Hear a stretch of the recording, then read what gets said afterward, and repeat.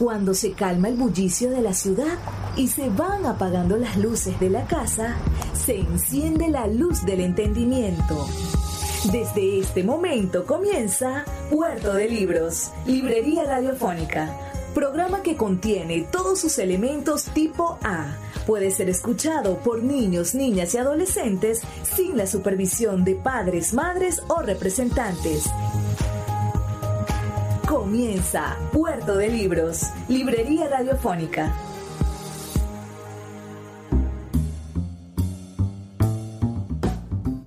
Muy buenas noches, bienvenidos a Puerto de Libros, Librería Radiofónica. Este programa que nosotros hacemos con tantísimo cariño de lunes a viernes, de 9 a 10 de la noche por la señal de la 88.1 FM Radio Fe y Alegría de Maracaibo. Les habla Luis Peroso Cervantes, quien les abre las puertas a este puerto, este espacio para zarpar al océano de la imaginación en estas embarcaciones maravillosas que son los libros. Y usted podrá verdaderamente navegar por muchas zonas, por muchos mares diferentes, por regiones del mundo que usted no se imaginaba. Los libros son máquinas del tiempo que nos llevan a los momentos más importantes de la historia. Podemos estar al lado de Julio César cuando está cruzando el Rin. Podemos encontrarnos con Cleopatra, si a usted le gusta la historia y le gusta esa parte de la historia. O puede venirse un poco más acá y enfrascarse en un debate filosófico con Kant, con Kierkegaard, con usted desee. Se puede encontrar en el mundo de los libros, ese espacio maravilloso que es el universo de la lectura. Estoy de verdad para servirles, y si quieren comunicarse con nosotros pueden hacerlo al 0424-672-3597 o a nuestras redes sociales @Librería Radio en Twitter y en Instagram. También pueden visitar nuestra página web radio.puertodelibros.com.be, donde están ya cargados todos nuestros programas anteriores y podrán ustedes disfrutar de cientos de lecturas que hemos realizado para llevar el pensamiento civilizatorio, digámoslo de alguna manera, en contraposición a lo que sucede en las calles de nuestra ciudad, ¿no? Cuando vamos a una estación de servicio y encontramos a un policía gritándonos, o encontramos a un guardia nacional creyendo que es el dueño del mundo, bueno, a esta persona nosotros debemos contraponerlo al universo civilizatorio de los libros, donde sí están los verdaderos jerarcas, donde usted puede decir, bueno, tú eres un pequeño alfiler en esta gran entramado de la historia, frente a los hombres con los que yo me codeo. Yo me codeo con Julio César, me codeo con Nerón, me codeo con Atila, me codeo con Alejandro Magno, leo todas las tardes a Aristóteles, padre de la filosofía occidental, o leo a Santo Tomás de Aquino, y en cambio tú te codeas, bueno, con bachaqueros, supongo. No sé con qué se codean los guardias nacionales.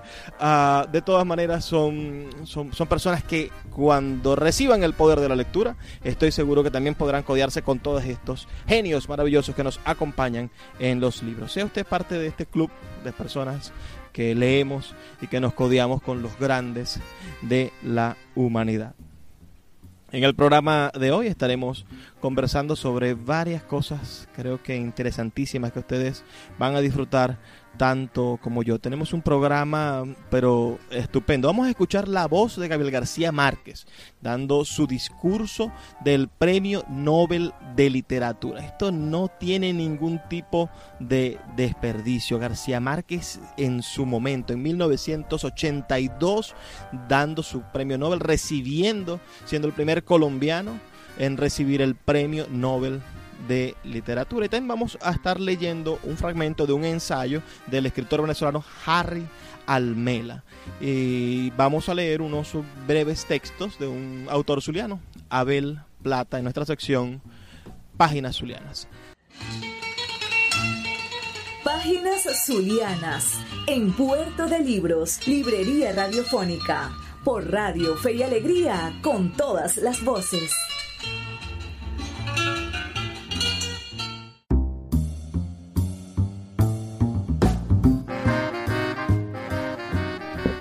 En nuestra sección de hoy de Páginas Zulianas estaremos leyendo textos del poeta zuliano Abel Plata, nacido en Maracaibo el 7 de diciembre de 1996, estudiante de Derecho y músico poliinstrumentista. Ustedes pueden ir a conocerlo allí en el Banco Central de Maracaibo, donde trabaja. Voy a leer un par de poemas de su libro Poemas del Alma, para que conozcan este talento zuliano. Al viajero. Soy un alegre viajero que no deja de andar, ni de amar, ni de cantar, porque ese es mi sendero. Soy contento y enamorado, dichoso, aventurero. Soy un fiel peregrino que busca dónde anidar su corazón y su alma con ansias de amar. Es que en mi corazón miles de estrellas quieren brillar. Un viajero nunca huye de su tierra natal, solo se ausenta a veces, pero recuerda su lar como el lugar de refugio donde siempre podrá reposar. Un viajero siempre espera posicionarse en un lugar donde sea respetado por su temple y caminar, por su amor a la vida, por su manera de amar. Mas cuando el camino nunca es fácil para el que desea luchar. Pero si sabe lo que busca, nunca tropezará, porque la esperanza es tan fuerte que nunca le hará renunciar.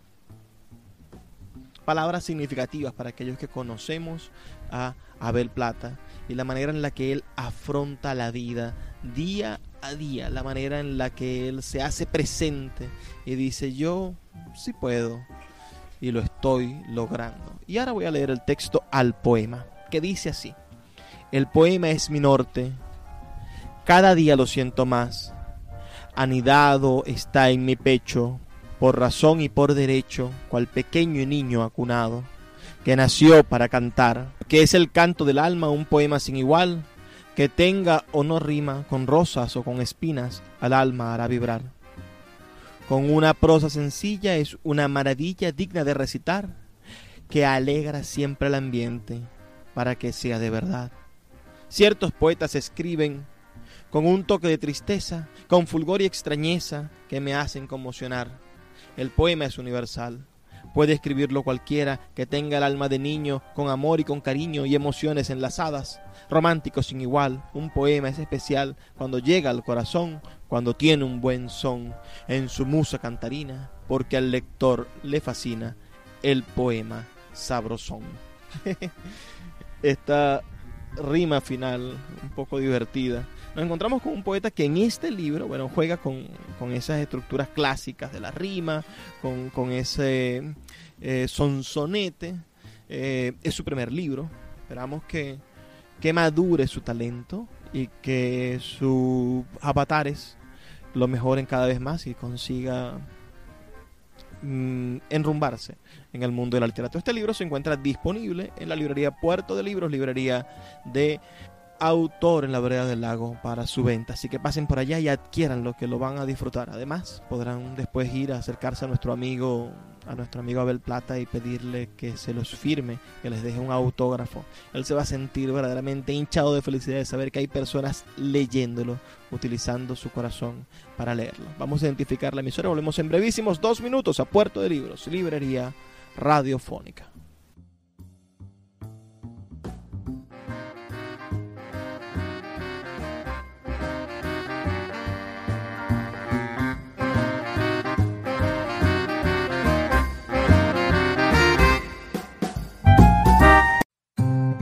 Cada día, un libro. Puerto de Libros, librería radiofónica, por Radio Fe y Alegría, con todas las voces.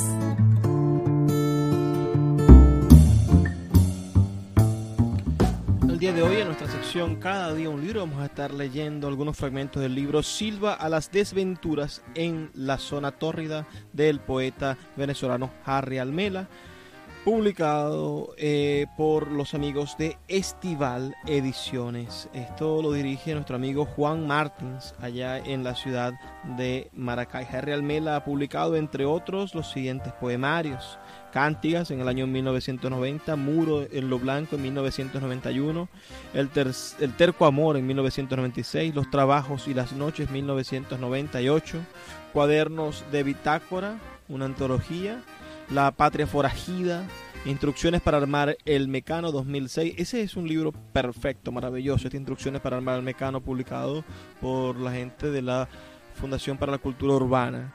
Y El Dulce Mal, una antología de poesía amorosa venezolana. Su labor como ensayista y crítico la ha desarrollado en diversas publicaciones, tanto nacionales como internacionales. Participó en el taller de poesía del Centro de Estudios Latinoamericanos Rómulo Gallegos, taller que coordinó también en el año 1991. Su obra ha obtenido diversos reconocimientos, entre ellos el premio del concurso de cuentos del Diario El Nacional y el premio Bienal de Literatura José Rafael Pocaterra. En el año 2009 obtuvo la beca que otorga la Fundación John Simmons Guggenheim, que es una de las becas más importantes que reciben los autores alrededor del mundo. La recibió también nuestro Rafael Cadenas, por ejemplo. El poeta estuvo invitado en el año 2013 al Festival de Poesía de Maracaibo. Yo creo que no tiene desperdicio escuchar a nuestro gran Harry Almela, quien falleció, sí, lamentablemente, ya hace un par de años. Y hoy estamos trabajando con este libro, con Silvas a las desventuras de la zona tórrida.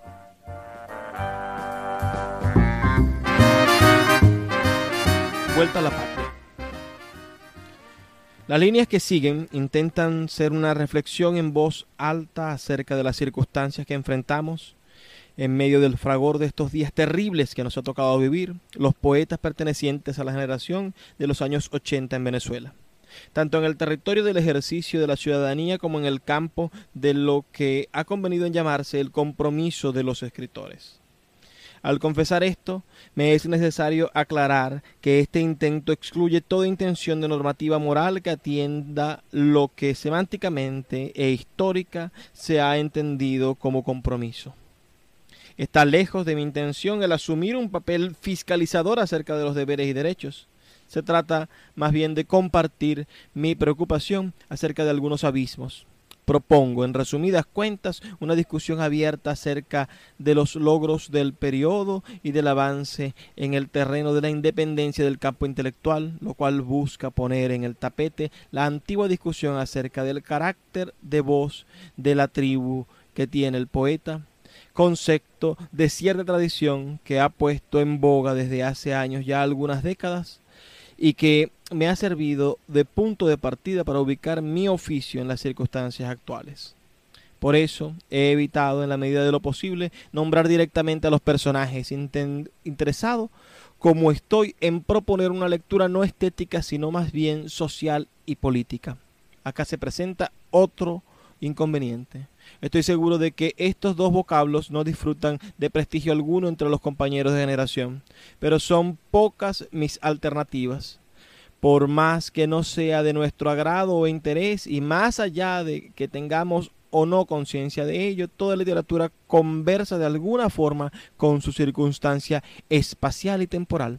Por ello, el siguiente texto intenta invitar la primera persona del singular con el deseo de buscar resonancias.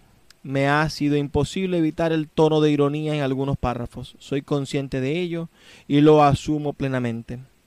En fin de cuentas, uno no escoge sus perversiones. ¿A quién le habla la poesía escrita por nuestra generación? ¿Con cuál país conversa? ¿Cuál es el país que fundan los poetas al escribir su imaginario? ¿Cuáles son los logros? ¿Cuáles los desaciertos? Lo que sigue es un alto en mi camino. Me preocupa lo que pasa en el país. En eso no me diferencio del resto de los mortales que viven en esta Venezuela que se debate entre su puesta en duda de la modernidad, su precaria intención de reescribirla y su franca vocación posmoderna. Quizá en su puesta en escena de estas reflexiones me acompañen algunos lectores y en el camino pueda responderme una pregunta que me agobia en las noches. ¿Para qué y para quién escribo ahora en estos tiempos de indigencia?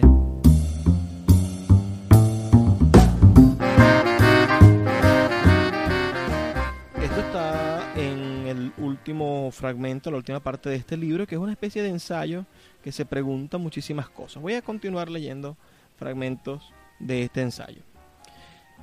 Los voy a hacer salteados para que ustedes puedan disfrutar, bueno, de las reflexiones que hace en en este texto. Mientras los hombres escribíamos demasiada poesía en busca de la morada perdida, las mujeres poetas comprendieron desde el principio su condición de casa, lo que les permitió alejarse rápidamente de las formas comunes del desamparo que el tema presupone.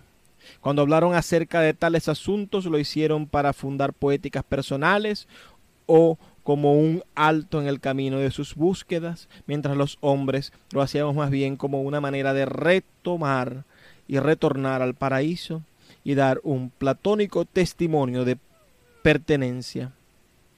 Esta idea de la casa se convirtió, dando ciega continuidad a una tradición sólidamente establecida, en el gran tema de muchos poetas, hombres y mujeres.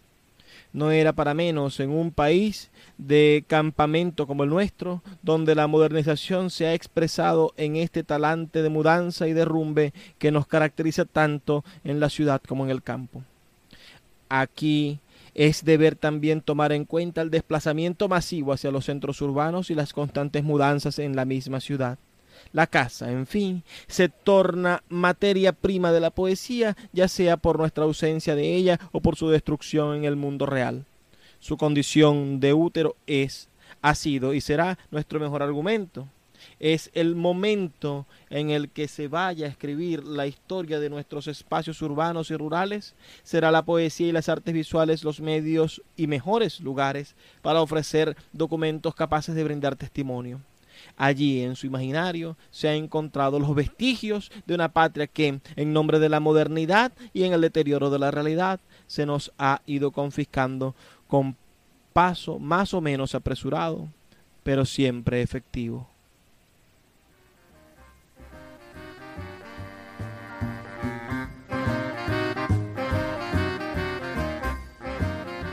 Quizá el rasgo social y político más notorio de los días que hoy transcurren sea el de la puesta en duda por parte de quienes vivieron excluidos y sus voces oficiales de los logros de la modernidad y como colorario de las formas de nuestra vinculación como país al escenario internacional.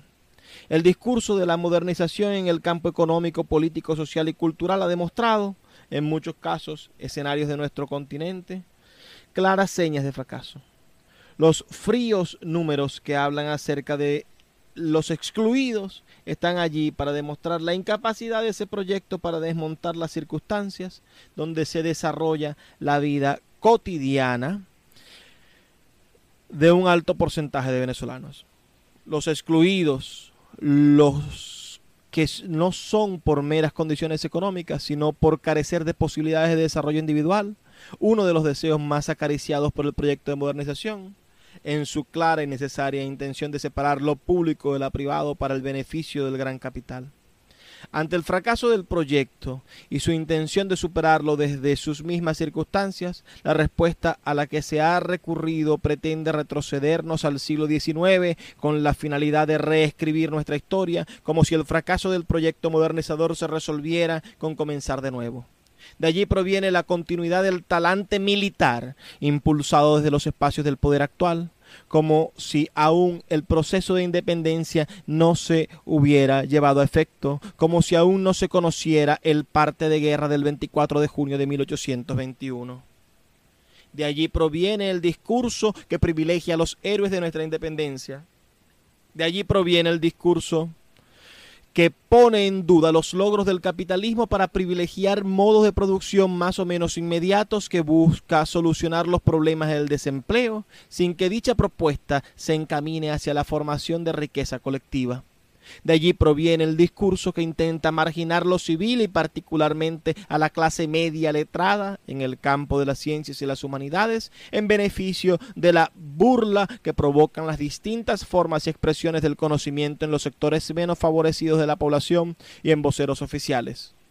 De allí proviene el discurso de carácter religioso que ha pervertido el discurso político, cargándolo de emotividades en diámetro de racionalidad moderna, convirtiendo la discusión cotidiana en una disputa entre Dios y Satán, el cual a su vez resemantiza el antiguo discurso acerca de la historia como un desenvolvimiento de la idea positiva. aquí el único fin de ser el advenimiento del paraíso perdido, presentido ya en las culturas que tienen como punto de partida un libro sagrado. Esta forma de la religiosidad ha sido harto explotada por el discurso oficial.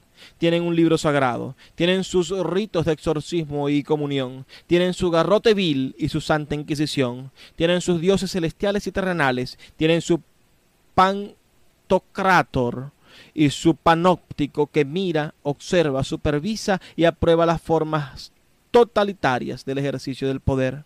Tienen su ejército militar y civil que ha venido desarrollando su particular guerra santa con el apoyo de sectores internacionales que comparten la misma forma de ver la historia. Tienen su discurso de espejo retrovisor, su desenfado a la hora de hablar del presente cotidiano y su esperanza puesta exclusivamente en el futuro previsor. Todo aquel que no comparta estas premisas debe ser puesto de lado, pues se trata de anular todo espacio individual en función de espacios colectivos. De lo que se trata en el fondo es de llevar al país en su conjunto a un espacio y un tiempo premoderno, donde no existan diferencias entre lo público y lo privado. En ese escenario es preciso anular o acabar con todas las instituciones intermediarias entre el Estado y el ciudadano, en beneficio de la figura del líder.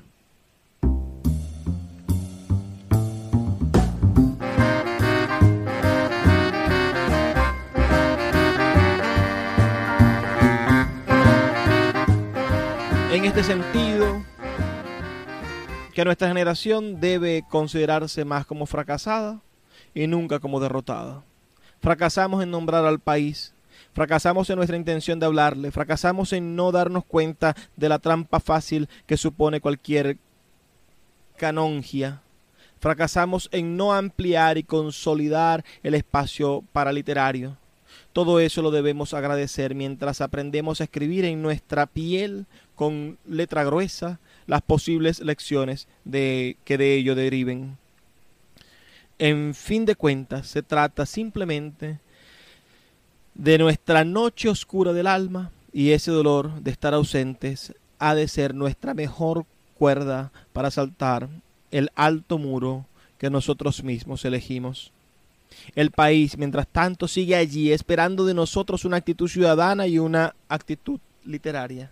Ciudadanos a partir de nuestra distancia por ser escritores, y en continuidad que supone haber pertenecido y pertenecer a una generación algo visca y con problemas auditivos, nos ha tocado ser y sin querer enterarnos la voz de una tribu que no nos lee. Celebremos mientras tanto y con candor nuestras ausencias mientras llega el resplandor que debemos fundar.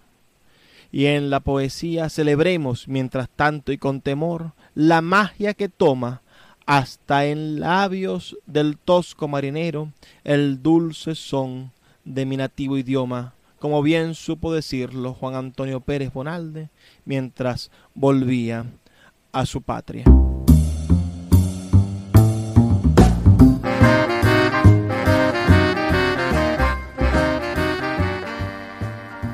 Excelentísimo ensayo que está contenido en este libro, que es un libro de poemas, pero no un libro de poemas común, un libro de poemas que analiza, que profundiza en el ser, en lo que somos y en lo que decimos. Los invitamos a acercarse a la librería Puerto de Libros, librería de autor, donde este libro, Silva a las desventuras de la zona tórrida, de Harry Almela, está disponible para la venta y para leerlo, porque si no tienen para comprarlo pueden leerlo allí en Puerto de Libros. También pueden leer nuestros libros, se sientan, se toman un cafecito y leen todos nuestros libros. Esto de verdad, de encontrarse con Harry, leerlo. Los invito también a seguirnos aquí en nuestro canal de YouTube. Si estás escuchando esto en YouTube, bueno, busca a Harry Almela en nuestro canal, y si no, bueno, te invito a que vayas a internet a escuchar la voz de Harry Almela, que lo tenemos aquí en nuestro canal de YouTube, su participación en el tercer Festival de Poesía de Maracaibo, uno de los mejores poetas de la segunda mitad del siglo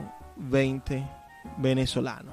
Vamos a identificar la emisora y volvemos en brevísimos 2 minutos con más de Puerto de Libros, librería radiofónica.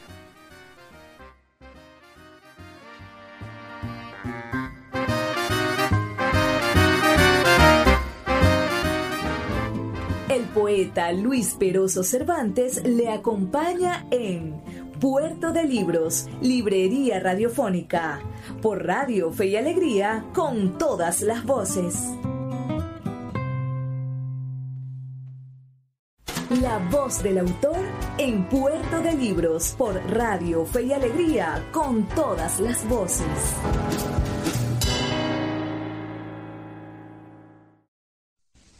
Antonio Pigafetta, un navegante florentino que acompañó a Magallanes en el primer viaje alrededor del mundo, escribió a su paso por nuestra América meridional una crónica rigurosa que sin embargo parece una aventura de la imaginación. Contó que había visto cerdos con el ombligo en el lomo y unos pájaros sin patas, cuyas hembras empollaban las espaldas del macho, y otros como alcatraces sin lengua, cuyos picos parecían una cuchara. Contó que había visto un engendro animal con cabeza y orejas de mula, cuerpo de camello, patas de ciervo y relincho de caballo. Contó que al primer nativo que encontraron en la Patagonia le pusieron enfrente un espejo y que aquel gigante enardecido perdió el uso de la razón por el pavor de su propia imagen. Este libro breve y fascinante, en el cual ya se vislumbran los gérmenes de nuestras novelas de hoy, no es ni mucho menos el testimonio más asombroso de nuestra realidad de aquellos tiempos. Los cronistas de Indias nos legaron otros incontables. El Dorado, nuestro país ilusorio tan codiciado, figuró en mapas numerosos durante largos años, cambiando de lugar y de forma según la fantasía de los cartógrafos.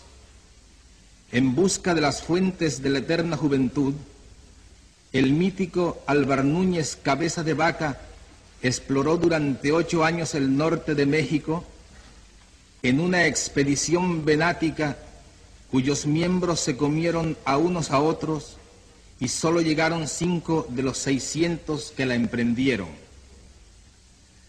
Uno de los tantos misterios que nunca fueron descifrados es el de las 11,000 mulas cargadas con 100 libras de oro cada una, que un día salieron del Cusco para pagar el rescate de Atahualpa y nunca llegaron a su destino. Más tarde, durante la colonia, se vendían en Cartagena de Indias unas gallinas criadas en tierras de aluvión, en cuyas mollejas se encontraban piedrecitas de oro. Este delirio áureo de nuestros fundadores nos persiguió hasta hace poco tiempo. Apenas en el siglo pasado, la misión alemana encargada de estudiar la construcción de un ferrocarril interoceánico en el Istmo de Panamá concluyó que el proyecto era viable, con la condición de que los rieles no se hicieran de hierro, que era un metal escaso en la región, sino que se hicieran de oro. La independencia del dominio español no nos puso a salvo de la demencia. El general Antonio López de Santana, que fue 3 veces dictador de México, hizo enterrar con funerales magníficos la pierna derecha que había perdido en la llamada Guerra de los Pasteles. El general García Moreno gobernó el Ecuador durante 16 años como un monarca absoluto y su cadáver fue velado con su uniforme de gala y su coraza de condecoraciones sentado en la silla presidencial. El general Maximiliano Hernández Martínez, el déspota teósofo del Salvador, que hizo exterminar en una matanza bárbara a 30,000 campesinos, había inventado un péndulo para averiguar si los alimentos estaban envenenados e hizo cubrir con papel rojo el alumbrado público para combatir una epidemia de escarlatina. El monumento al general Francisco Morazán, erigido en la Plaza Mayor de Tegucigalpa, es en realidad una estatua del mariscal Ney comprada en París en un depósito de esculturas usadas.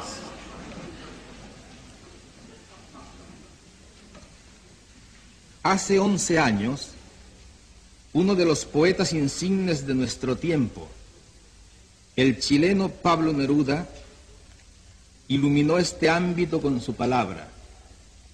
En las buenas conciencias de Europa, y a veces también en las malas, han irrumpido desde entonces con más ímpetus que nunca las noticias fantasmales de la América Latina, esa patria inmensa de hombres alucinados y mujeres históricas cuya terquedad sin fin se confunde con la leyenda.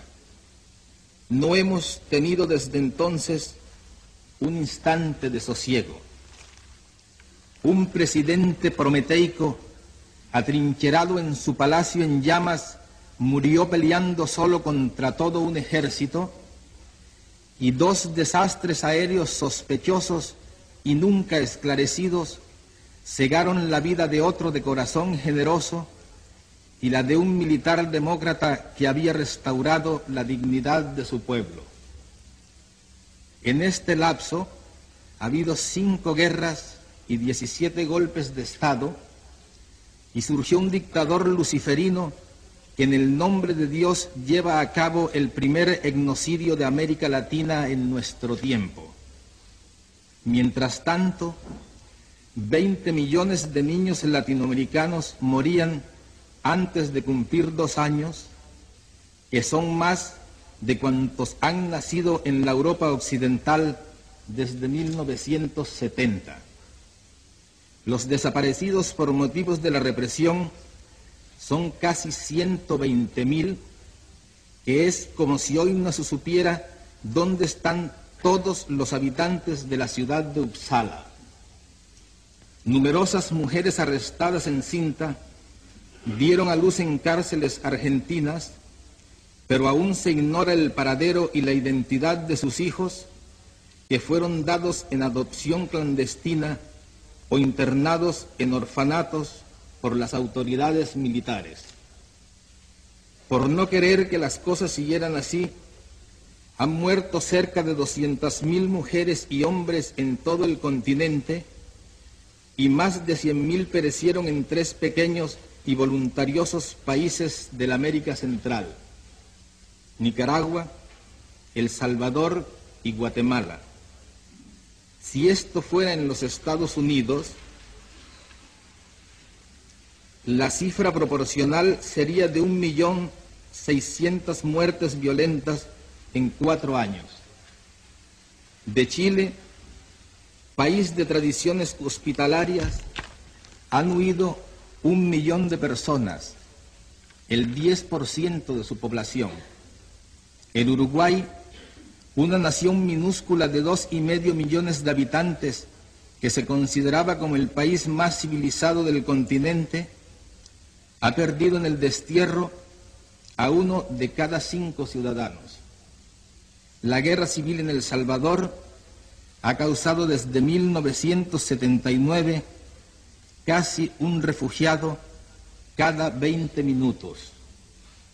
El país que se pudiera hacer con todos los exiliados y emigrados forzosos de América Latina tendría una población más numerosa que la de Noruega.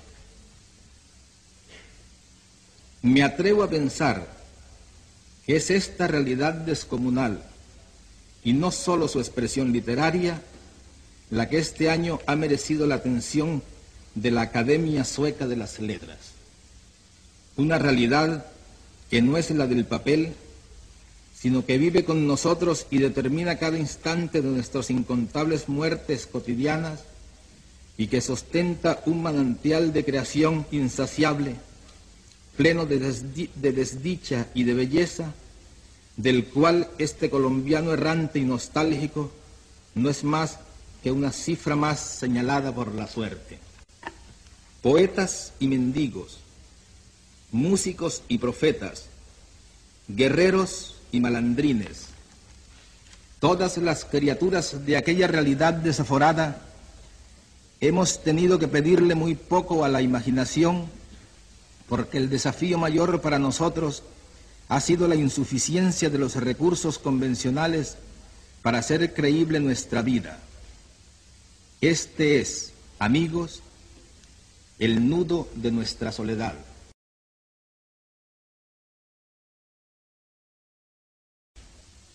Este es, amigos, el nudo de nuestra soledad. Pues si estas dificultades nos entorpecen a nosotros, que somos de su esencia, no es difícil entender que los talentos racionales de este lado del mundo, extasiados en la contemplación de sus propias culturas, se hayan quedado sin un método válido para interpretarnos. Es comprensible que insistan en medirnos con la misma vara con que se miden a sí mismos, sin recordar que los estragos de la vida no son iguales para todos y que la búsqueda de la identidad propia es tan ardua y sangrienta para nosotros como lo fue para ellos. La interpretación de nuestra realidad con esquemas ajenos solo contribuye a hacernos cada vez más desconocidos, cada vez menos libres, cada vez más solitarios. Tal vez la Europa venerable sería más comprensiva si tratara de vernos en su propio pasado, si recordara que Londres necesitó 300 años para construirse su primera muralla y otros 300 para tener un obispo, que Roma se debatió en las tinieblas de la incertidumbre durante 20 siglos antes de que un rey etrusco la implantara en su historia, y que aún en el siglo XVI los pacíficos suizos de hoy, que nos deleitan con sus quesos mansos y sus relojes impávidos, ensangrentaron a Europa como soldados de fortuna.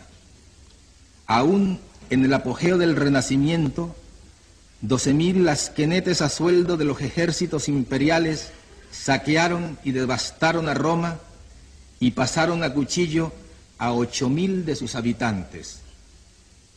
No pretendo encarnar las ilusiones de Tonio Kreger, cuyos sueños de unión entre un norte casto y un sur apasionado exaltaba Thomas Mann hace 53 años en este lugar. Pero creo que los europeos de espíritu clarificador, los que luchan también aquí por su patria, por una patria más grande y más justa, podrían ayudarnos mejor si revisaran a fondo su manera de vernos. La solidaridad con nuestros sueños no nos hará sentir menos solos mientras no se concrete con actos de respaldo legítimo a los pueblos que asuman la ilusión de tener una vida más propia en el reparto del mundo. América Latina no quiere ni tiene por qué ser un alfil sin albedrío, ni tiene nada de quimérico que sus designios de independencia y originalidad se conviertan en una aspiración occidental. No obstante, los progresos de la navegación, que han reducido tantas distancias entre nuestras Américas y Europa, parecen haber aumentado en cambio nuestra distancia cultural. ¿Por qué la originalidad que se nos admite sin reservas en la literatura se nos niega con toda clase de suspicacias en nuestras tentativas tan difíciles de un cambio social? ¿Por qué pensar que la justicia social que los europeos de avanzada tratan de imponer en sus países no puede ser también un objetivo latinoamericano con métodos distintos en condiciones diferentes? No. La violencia y el dolor desmesurados de nuestra historia son el resultado de injusticias seculares y amarguras sin cuento, y no una confabulación urdida a 3.000 leguas de nuestra casa. Pero muchos dirigentes y pensadores europeos lo han creído, con el infantilismo de los abuelos que olvidaron las locuras fructíferas de su juventud, como si no fuera posible otro destino que vivir a merced de los dos grandes dueños del mundo. Este es, amigos, el tamaño de nuestra soledad. Sin embargo, frente a la opresión, el saqueo y el abandono, nuestra respuesta es la vida. Ni los diluvios ni las pestes, ni las hambrunas ni los cataclismos, ni siquiera las guerras eternas a través de los siglos y los siglos han conseguido reducir la ventaja tenaz de la vida sobre la muerte. Una ventaja que aumenta y se acelera. Cada año hay 74 millones más de nacimientos que de defunciones, una cantidad de vivos nuevos como para aumentar 7 veces cada año la población de Nueva York. La mayoría de ellos nacen en los países con menos recursos y entre estos, por supuesto, los de América Latina. En cambio, los países más prósperos han logrado acumular suficiente poder de destrucción como para aniquilar 100 veces no solo a todos los seres humanos que han existido hasta hoy, sino a la totalidad de los seres vivos que han pasado por este planeta de infortunios.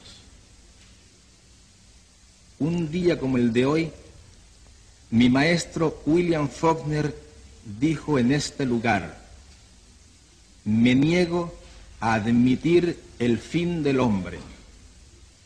No me sentiría digno de ocupar este sitio que fue suyo si no tuviera la conciencia plena de que por primera vez desde los orígenes de la humanidad, el desastre colosal que él se negaba a admitir hace 32 años es ahora nada más que una simple posibilidad científica. Ante esta realidad sobrecogedora, que a través de todo el tiempo humano debió de parecer una utopía, los inventores de fábulas que todo lo creemos, nos sentimos con el derecho de creer que todavía no es demasiado tarde para emprender la creación de la utopía contraria, una nueva y arrasadora utopía de la vida, donde nadie pueda decidir por otros hasta la forma de morir, donde de veras sea cierto el amor y sea posible la felicidad, y donde las estirpes condenadas a 100 años de soledad tengan por fin y para siempre una segunda oportunidad sobre la tierra.